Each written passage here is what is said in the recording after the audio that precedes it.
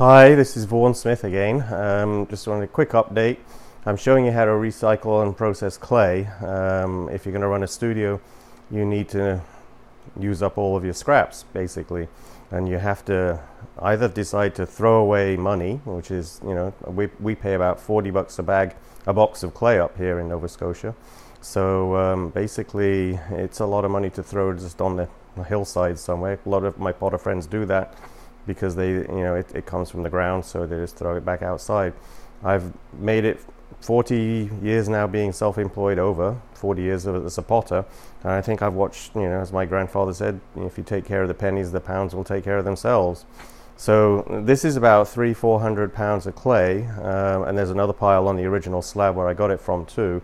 I won't know till I process it in the end just how much it weighs, because I cut them then into about 8-pound logs as it goes through the pug mill. But it is worth doing, in my opinion. It just takes a lot of labor. This was about an hour and a half this morning of cutting up clay, and this will now have to be done every morning. I will have to cut these logs vertically and put the inside to be the outside, so that it dries evenly, and that will take between 3 and 5 days depending on the humidity to actually dry this all out. And at that point then you can push it through a pug mill. If you have to hand wedge clay, that's a whole other ball game. So I would tell you to recycle in much smaller quantities. At this point you can actually mix grog in the clay, which is what I do, and it gives me a little bit of a more interesting clay body. I also put some iron oxide in it, and that actually gives me a nicer toasty color, especially if I fire it in the gas kiln.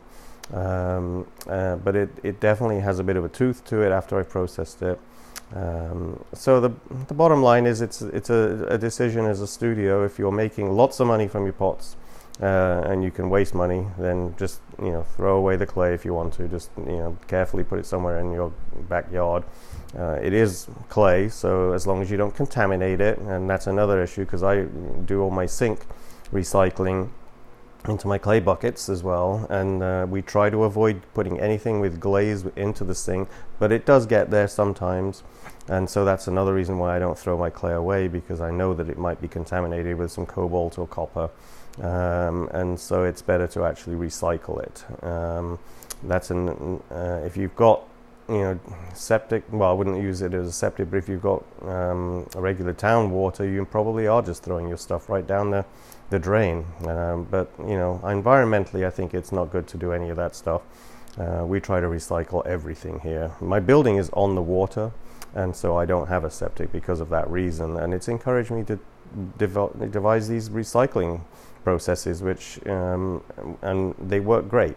It gets a little bit overwhelming when I have classes, and it takes a good amount of time to get rid of all this water. We had 6 5-gallon buckets of water that we used in the classes that had clay in it, so it took about 2 weeks to get that all evaporated out, and the surface water gets put back into the sink, and that slops in the clay mountain. And like I said, it's fun to build a volcano, so that's what people call it when they come through the door and they see it.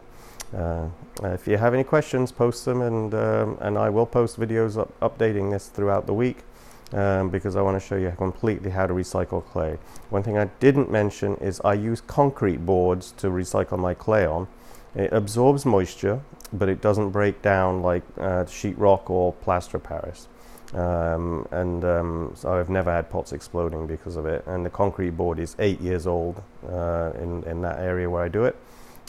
So it's worked really good. I think it's at the hardware store, and they use it for sheathing the outside of buildings, basically. But you buy it in 8x4 sheets, and it makes great wear boards too. You actually, I use masking tape or duct tape basically to edge the outer edge. I've cut it all down into various size boards, and they're old too. And I just replace the duct tape every so often on the edges. But all right, well, if you have questions, just post them. And this is Vaughan Smith in Nova Scotia signing off. Thank you for joining me.